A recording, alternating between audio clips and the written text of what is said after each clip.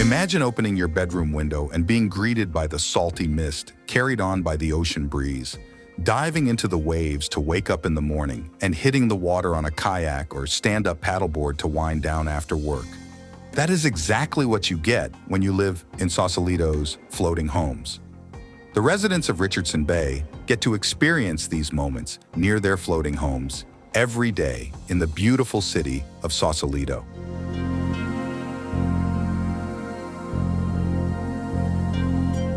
There are over 400 floating homes throughout majestic Marin County, tucked away in 5 residential marinas.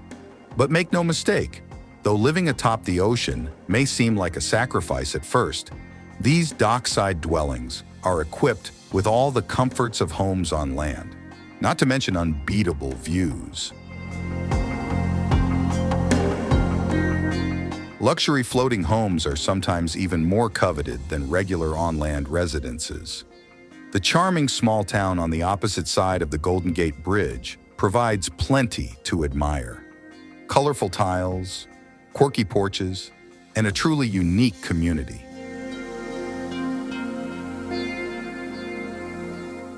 The Sausalito Floating Homes are distinctively Californian in the best way. A little bit of history of Sausalito's floating homes. The 1906 San Francisco earthquake and fire spurred on the popularity of floating homes, which became a solution for families who had lost their landlocked homes. Eventually, the floating homes in Sausalito became a choice rather than a necessity, drawing in artists, free spirits, and creatives in the 60s. One of these inspired individuals was singer-songwriter Otis Redding, who was sitting on Waldo Point Harbor in Sausalito when he wrote the classic song, "Sitting on the Dock of the Bay."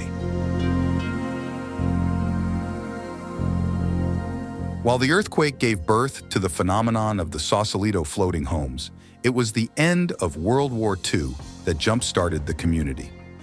After the war, the shipyard where 2,000 people worked day and night to build military ships closed down, leaving behind lumber, metal, and several parts of unfinished boats. But the people of this underrated small town had a plan.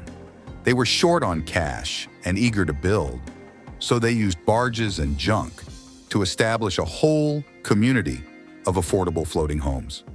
One man's trash was truly another man's treasure. What seemed like a junkyard at first was actually a gold mine of building blocks for Sausalito residents.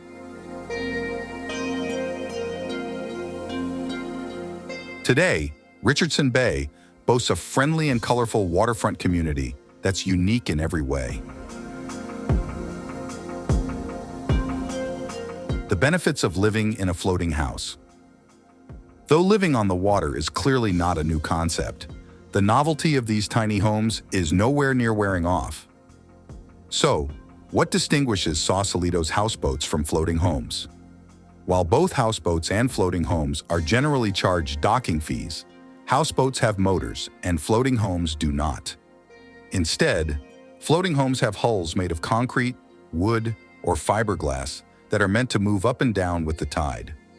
This means that they have the ability to sit on the mud at low tide and float on the water at high tide, but they do not move freely wherever they please. Houseboats are typically not permanent residences either, whereas floating houses make for great vacation homes, second homes, or even primary homes, all without the skyrocketing price tags of living on land.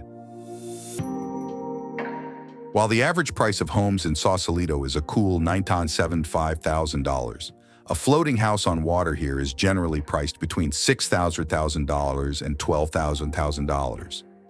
However, some of the Sausalito floating homes for sale are listed for as low as $400,000, and some rival average houses have price tags over $1 million.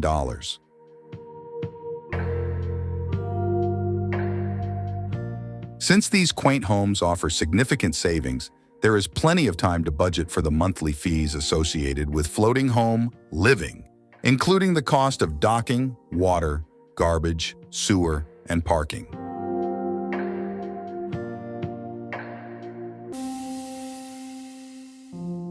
Thanks for joining me on this adventure.